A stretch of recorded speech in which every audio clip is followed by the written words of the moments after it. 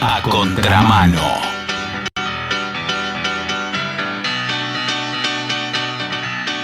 Hace muy poquito el Fondo Mundial para la Naturaleza publicó un dato aterrador, que el 40% de la comida que se produce en el mundo termina en la basura. Un dato muy, muy, muy tierno.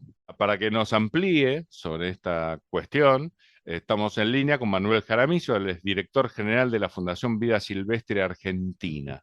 ¿Cómo te va, Manuel? Simón te saluda. Buenas noches, Simón, un gusto saludarte a vos y a la audiencia. Bueno, a pesar de que la noticia es mala, es un placer igual comunicarme con ustedes. Totalmente, es un gran placer para nosotros. Muchas gracias. A ver, amplíanos, por favor. Bueno, básicamente lo que está ocurriendo es que los sistemas de producción, de comercialización, toda la cadena de suministro, de alguna manera, que nos abastece de alimentos a toda la humanidad, está fallando en muchos puntos y eso está haciendo que gran parte, el 40% de los alimentos que producimos, pidiéndole al planeta fertilidad, agua, llenándolo de emisiones de dióxido de carbono, lo desperdiciamos, va a parar a la basura y eso tiene algunas connotaciones obviamente éticas y morales, pero principalmente para la Fundación Vías de la Argentina tiene muchas connotaciones ambientales y climáticas que tienen que ser atendidas, ¿no? Las cifras llaman muchísimo la atención. No somos ningunos genios matemáticos, pero haciendo simplemente una comparación, si el 40% de lo que se produce se desperdicia y los millones, creo que hay 800 millones de personas que sufren hambre en el mundo, sobre 8.000 millones, sería muy fácil solucionar ese problemón. Sí, básicamente, según algunas estimaciones, con este alimento que se desperdicia, se podría alimentar 7 veces a las personas que pasan hambre en el mundo. O sea, estamos produciendo más alimentos que los que realmente necesita la humanidad, aun si todos pudieran alimentarse bien, ¿no? Alimentarse y nutrirse, porque bueno, son dos conceptos Sí, parecidos, sí, pero que sí. tienen alguna diferencia, ¿no? Muchas. Y, mm, y la verdad que justamente es un tema complejo, porque si te pones a analizarlo, estos alimentos que se tiran, no es que en realidad se tiran, porque implican un aumento en el costo de los alimentos que se consumen. Claro. Esa pérdida está incluida cuando se hacen los números de cuánto sale la comida en el final de la góndola o en la verdulería o donde sea que uno la compra, ¿no? Entonces, si uno pudiera reducir significativamente esa pérdida de alimentos, habría mayor oferta de alimentos y por ende, por las reglas de este mercado un poco perverso que tenemos a veces, disminuirían los precios y harían que fuera más accesible para gran parte de la sociedad que hoy no puede comprarlos, ¿no? Entonces ahí también... Absolutamente. De hecho, con vos la idea era hablar de las connotaciones ambientales que tiene esto, pero si vos lo evaluás del lado económico, desde el momento en el que la comida se vende, se podría decir que ni siquiera esto es, en sus términos, un error. El hambre en el mundo no es una cuestión que les interese en especial. Pero bueno, vayamos a la parte ambiental. Es muy pintoresco porque muchos de los mecanismos de producción que se implementan se hacen en nombre de una mayor producción de alimentos para paliar el hambre en el mundo, ¿no? Entonces es un contrasentido. Exactamente, y eso implica que haya conversión de ambientes naturales, que haya sobreexplotación de los suelos, que se quite la conectividad de muchos ambientes que son centrales para que las especies se muevan y generen esa resiliencia a este cambio climático que hoy es cada vez más amenazante. Cuando se producen estos alimentos, como te comentaba, tanto por la conversión de los ambientes naturales, pero también por la quema de combustibles fósiles necesaria para todos los procesos productivos, se emiten grandes cantidades de gases de efecto invernadero, principalmente dióxido de carbono. También, obviamente, si la actividad ganadera no se desarrolla en base a las buenas prácticas y al manejo de espaciales naturales, algunos sistemas ganaderos pueden ser grandes emisores de metano, que tiene un factor fuerte también de implicancia sobre el aumento climático. Y todo esto va generando mayor degradación sobre un ambiente, sobre un planeta que es el único que tenemos y al cual día a día le pedimos cada vez más y le devolvemos cada vez menos. Totalmente. El monocultivo en sí, estaba pensando en lo que decías. Sí, justamente, y a veces estos sistemas son ineficientes por muchos casos, ¿no? Producir granos para alimentar animales que después sean alimento de los humanos es también ineficiente. Hay que priorizar la alimentación de animales que sean de consumo humano, principalmente en base a la celulosa que producen principalmente los pastizales y algunos ambientes arbustivos naturales, que tienen un mejor valor de conversión ambiental. Los esquemas de alimentación de animales con granos, que hoy están traccionando fuertemente la frontera agrícola en toda Latinoamérica para alimentar animales en otros países, principalmente en Europa y en Asia, están generando una sobrecarga de demanda ambiental al planeta, insisto, para producir alimentos necesarios, pero, como demuestra el estudio, mal utilizados, mal gastados, ¿no? Muy mal utilizados y mal gastados. Un 40% no es poco. Exactamente. Básicamente, imaginemos que vamos a comprar 10 manzanas a la verdulería, para que nosotros tengamos estas 10 manzanas, 4 fueron desperdiciadas, ¿no? Es un poco para dimensionarlo. Y aquí también es importante tener en cuenta quiénes son los responsables del proceso. Y la mala noticia, podríamos decir, es que los responsables somos todos. Y digo mala noticia porque a veces cuando la responsabilidad recae sobre muchos actores, es más fácil quitarse el cuerpo, ¿no? O sea, quitar el cuerpo al problema, decir, bueno, entonces que lo resuelvan otros primero y después lo empiezo a resolver yo. Pero básicamente, para que nos demos una idea, uno puede recorrer los caminos rurales de Argentina, yo lo hago frecuentemente, y ve casi un tapiz de granos de maíz, de soja, a veces de trigo también, que quedan justamente producto de las falencias en los sistemas de transporte. Y esto tiene mucho que ver con el costo. Pareciera ser que es más barato perder esos granos, esas toneladas de granos que se pierden en sumatoria, que mejorar los sistemas de transporte. A veces también en los campos cosechados, en los rastrojos, quedan justamente procesos de, o sea, producto de la mala cosecha, las maquinarias obsoletas, mucho grano desperdiciado. Cuando estos granos o productos agrícolas llegan a la parte de manufacturación, por ejemplo, a las aceiteras, hay también una falla justamente en la utilización de los diferentes productos y subproductos que se generan en los procesos. Y a su vez luego, cuando entramos en la parte de mercados, los estándares de mercado que han sido de alguna forma impuestos un poco por el marketing y el branding, hacen que muchos productos no tengan las características, casi diría yo más bien estéticas, para ser introducidos en mercados que son muy exitistas de alguna manera. Y eso hace que el desperdicio sea aún mayor. Y para ir un poco más hacia nosotros los consumidores, cuando, por ejemplo, y pensando en una verdulería, que es por ahí lo más gráfico para mostrar, llegan estos productos a la verdulería, por ejemplo, imaginemos un kilo de bananas, unas bananas de estas que son casi como de revista, Sí, sí. y salen X cantidad de pesos. La gente no las compra porque están muy caras, y cuando empiezan a madurarse demasiado, el verdulero las pone a 3 kilos por el precio de uno, y en ese momento la gente compra, pero muchas veces eso que la gente compra, principalmente si es una situación económica favorable, se desperdicia, ¿no? No se utiliza en su conjunto, porque vivimos también una vida compleja en la cual las familias ya no tienen el tiempo para planificar la alimentación, para optimizar, por ejemplo, en conservas, en dulces, en preparados, en tortas. Y eso se ha ido perdiendo un poco, y eso hace que mucho del alimento que no se echa a perder en la verdulería, por ejemplo, las verduras, se nos echan a perder en casa. Y eso también hace que todos seamos responsables un poco de este proceso, como te decía, de pérdida de alimentos a nivel global. Nosotros creemos mucho más en el poder que tienen las decisiones de los estados y de las grandes compañías que de las personas, pero es completamente cierto lo que vos decís. No, es que justamente lo que hacen los estados en algunos países favorecen sistemas en los cuales los alimentos tienen una cadena de suministro más corta desde el productor al consumidor. Los mercados concentradores en muchos países de Europa y en muchos países latinoamericanos también, están los mercados en los cuales los productores llegan directamente casi desde el campo a poder ofrecer en ferias que se organizan 2 o 3 veces por semana en algunos espacios abiertos. Yo tenía la posibilidad de vivir en España un par de años y los mercadillos eran espectaculares. Uno iba y compraba 20 variedades distintas de naranjas a diferentes productores y la estabas comprando ahí en pleno centro de una ciudad española directamente al productor que venía desde cerca. Y eso estaba promovido e incentivado por el Estado con estímulos fiscales, económicos. ¿Y por qué pensás que acá no sucede?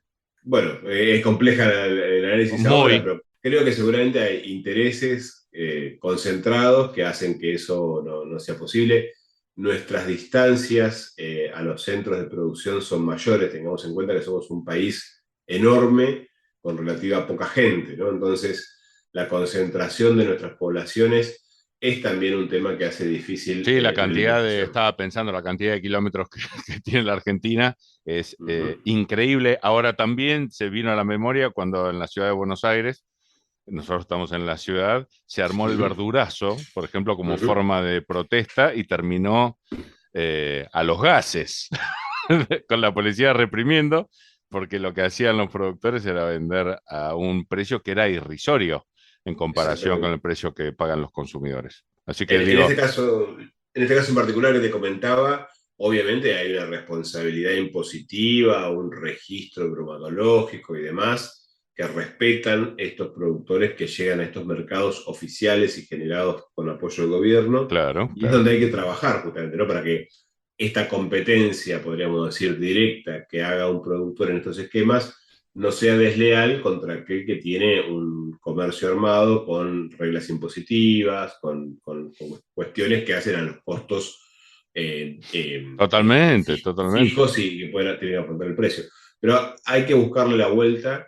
Yo veo cada vez más en algunas municipalidades que se favorecen y se generan estos mercados locales.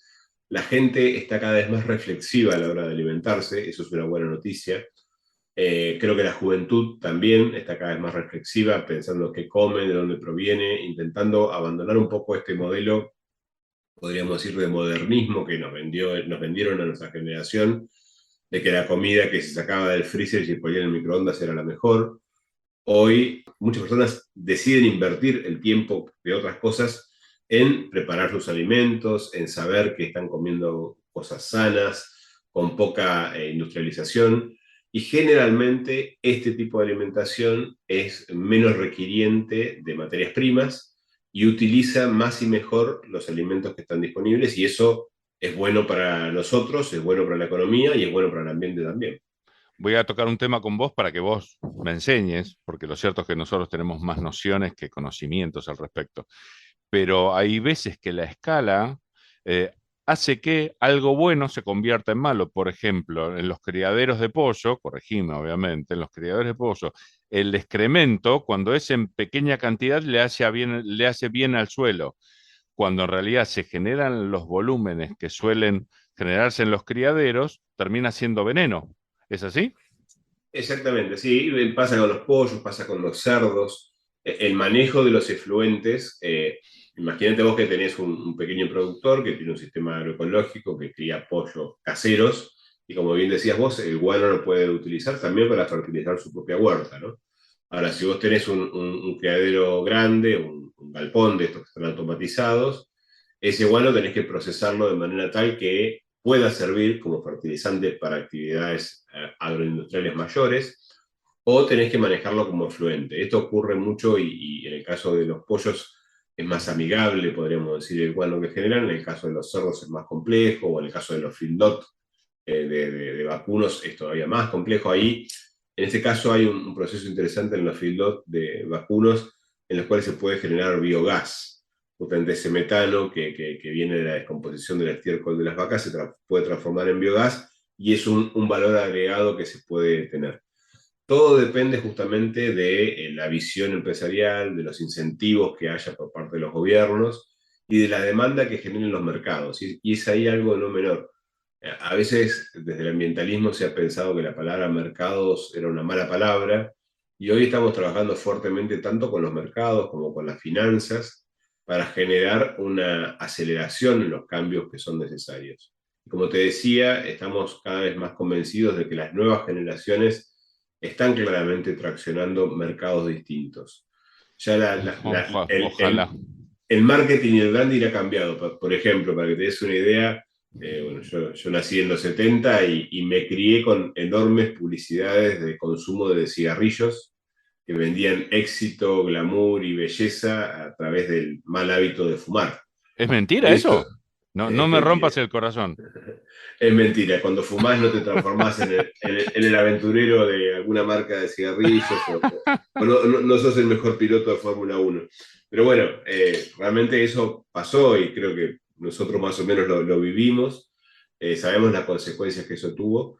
Y hoy las nuevas generaciones están muy atentas a esto y si te fijas, mucha de la publicidad también ha cambiado. Obviamente hay que trabajar para que ese cambio sea real y no sea lo que llamamos un Vos hablas de greenwashing, ¿no? eso y yo te escucho y en este caso, obviamente quiero que tengas razón. Después pienso en la cantidad de nenes con obesidad infantil por comer productos procesados y me da escalofrío, pero sin dudas que quiero que tengas razón vos. Acá hay un concepto interesante. Alguna vez me dijeron, pero usted Jaramillo es muy optimista.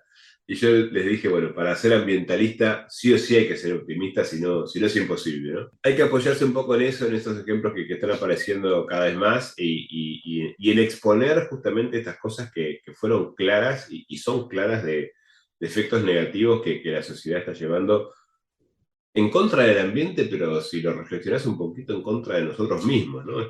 Generando una cuestión bastante perversa sobre nosotros y sobre nuestras generaciones próximas, que son nuestros hijos y son nuestros nietos. Hay gente que cuando habla de la agroecología justamente defiende que si se produce de manera natural casi no hay desperdicio en el proceso productivo, lo que hace una mayor eficiencia. Y eso contradice uno de los basamentos, digamos, de la producción a gran escala, por lo menos los basamentos que difunden. ¿Vos estás de acuerdo con eso? Sí, sin duda los procesos agroecológicos son mucho más holísticos, integrales. Lo que puede ser el desperdicio dentro de una parte del proceso es un insumo para otra parte de la cadena. Y desde ya, digamos, se producen alimentos con menor requerimiento de asistencia externa, de agroinsumos, de productos y se mejoran los procesos. Son tecnologías más de procesos que de productos. Ahora, cuando uno piensa en la gran escala, necesita justamente insumos externos. Y aquí también es un tema interesante a conversar. No, yo creo que no es o una cosa o la otra. Deberían ser ambas cosas en el lugar más apropiado y en los momentos más apropiados. Argentina en particular, y como decíamos recién por las características que tiene espacio para todo tipo de producción, tiene espacio para una producción agroindustrial que genere un excedente de alimentos para poder contribuir a la alimentación global y que a su vez genere ingreso de divisas para el desarrollo nacional, para también cubrir costos del Estado y asistir a las poblaciones. Y en algunos lugares, en particular, sobre todo en los cinturones de producción de las ciudades grandes, debería haber incentivos fiscales y financieros para promover mayor cantidad de procesos agroecológicos que produzcan alimentos sanos y saludables que puedan alcanzar estas ciudades con estos modelos que te decía, por ejemplo, de mercados concentradores o de mercadillos al estilo español. No quiere decir que todo el país tenga que ser agroecológico, no quiere decir que no haya un espacio para producir a través de sistemas industrializados y con lo que hoy se llama intensificación sustentable. Y esto me detengo un poquito a explicarlo. Hay áreas que ya están convertidas, que ya están transformadas desde bosques o pastizales o humedales a áreas de producción. Y lo que tenemos que lograr es que en esas áreas ya transformadas no se pierda la capacidad productiva como está ocurriendo en la zona núcleo de producción agrícola, justamente por el mal uso de los suelos. Tenemos que trabajar fuertemente en el control de la degradación, en la fertilización, en la reducción justamente de los insumos negativos para el campo, para no solo mantener los rindes, sino también para aumentarlos y de esta forma disminuir la necesidad de avanzar sobre nuevas áreas naturales y disminuir la pérdida de ecosistemas nativos. Y por otro lado, también tenemos una enorme cantidad de espacios en Argentina donde la producción agroecológica puede brindar alternativas de alimentación diferencial para aquella población que esté interesada y que esté motivada justamente para utilizar este tipo de recursos, ¿no? ha sido más que claro. ¿Querés sumar algo que no haya salido en la charla para cerrarla? Bueno, si querés ahí cierro, tengo una frase de cierre. Eh, Resumiendo, básicamente el derecho a alimentarnos es claro, es un derecho humano y una necesidad básica, pero tenemos que hacerlo de forma consciente. Nuestro derecho no tiene que estar por encima del bienestar general que se compromete cuando le pedimos al planeta más recursos de los que tenemos. Alimentarnos de manera sana y saludable es también un acto ambientalista, y de esta forma podemos conservar nuestra naturaleza, conservar nuestra riqueza natural, promover nuestro desarrollo productivo, a la vez que somos consumidores y productores responsables. Y un poco a eso llamamos desde la Fundación Vida Centro Argentina, y para tener más información pueden seguirnos en nuestras redes o en nuestra página web, y desde ya va a ser un placer seguir compartiendo con la audiencia información de este tipo. Totalmente, es más, para compartir con vos, voy a usar un concepto tuyo, es que este sistema en realidad no solamente le está haciendo mal al medio ambiente, sino que nos está haciendo mal a nosotros, no nos está sirviendo. La cantidad de gente nuestra que tiene hambre hace que, por decirlo en términos un poquito dramáticos, pero reales, hace que tengamos que repensar esta forma en la que estamos tratando al planeta para producir alimentos, claramente. Exactamente, y para eso, bueno, desde ya agradecemos mucho a ustedes el programa de la radio y en realidad el periodismo en general, que es un aliado imprescindible para llegar con estos mensajes a las personas, y a su vez a través de las personas generar los cambios necesarios en la política y en los negocios para que la cosa cambie, ¿no? O sea, tenemos que comprender que como venimos no podemos seguir, y el cambio tiene que ser cuanto más pronto mejor, para que el proceso sea también menos traumático, ¿no? Brillante, clarísimo. Bueno, te agradecemos muchísimo que hayas charlado con nosotros, te mandamos un gran abrazo. Igualmente, un abrazo muy grande para ustedes. Sí, rápido. ¿Cuánto es 2 más 2? 5. ¡Ay, Dios! ¿Cómo 5? ¿Qué preferís? ¿Velocidad o precisión? A contramano.